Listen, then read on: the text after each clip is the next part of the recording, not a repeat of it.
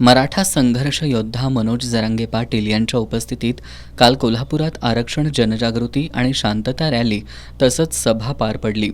त्यानंतर आज जरांगे पाटील यांनी पत्रकारांशी संवाद साधला।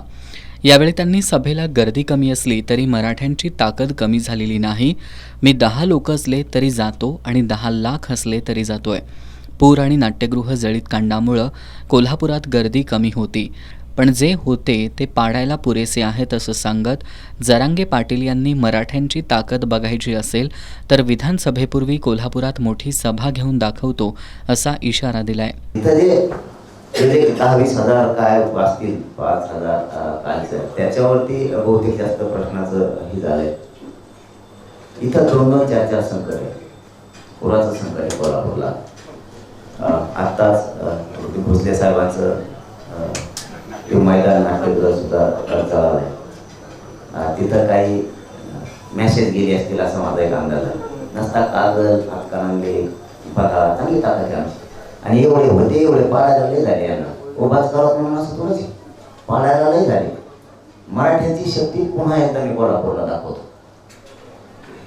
कोणाला बघायचे ना मी येतो तुमच्याकडे सुद्धा, तिथंच येतंय ते माझ्या लक्षात यायला लागले कारण मी आता रोज महाराष्ट्रात फिरतोय।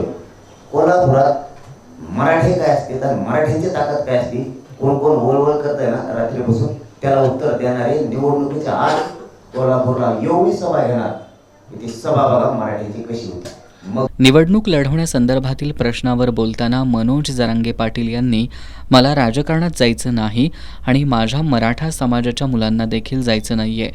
मी माझ्या समाजासाठी मागितलंय ते द्या, तुम्ही देत नसाल तर पर्याय काय असा प्रश्न उपस्थित करत आम्ही विधानसभेसाठी गेल्या 1.5 महिन्यांपासून चाचपणी सुरू केली आहे।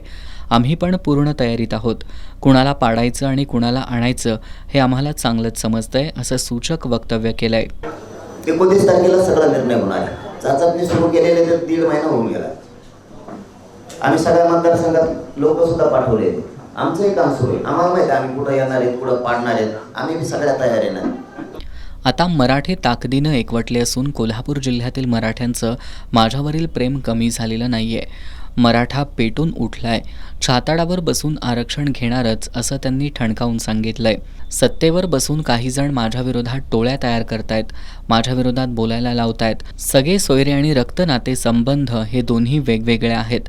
सगळे सोयरेंमुळं आता सत्ताधारी अडचणीत आलेत, त्यांच्याकडून लोकांना वेड्यात काढण्याचं काम सुरू असल्याचा आरोप त्यांनी यावेळी केला।